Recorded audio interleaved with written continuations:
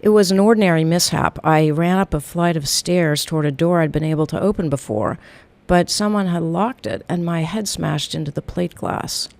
I was stunned. I phoned my doctor's office thinking I'd broken my nose, and while I was telling my story to the triage nurse, I burst into tears.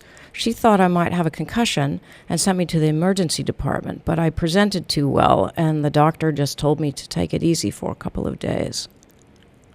Instead of feeling better, I got worse, and by the time I saw my own doctor the next week, it was clear that something was really wrong. She said it would take about 8 weeks to recover. I started back at work in a limited way. I teach in a university, but after 6 weeks, talking and walking were still hard. I couldn't read. I had to tell my students that I'd forgotten all their names.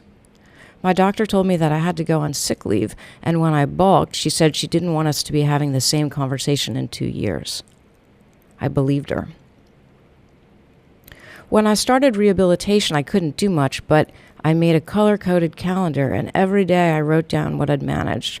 Purple for cognitive activity, blue for physical activity, green for social activity and the negotiation of environmental complexity, red for things that were restorative. Every 6 weeks I saw my doctor, and she wrote down the gains since last time.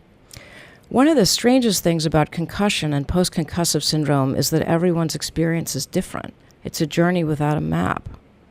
I got better millimeter by millimeter, and the calendar gave me a way to measure my progress through a tunnel whose length no one knew and whose end I couldn't see.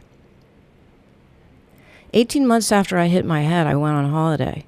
When I came home, I was telling my good friend about the trip, and in the middle of the sentence, she stopped me and said, "Jane, you're back."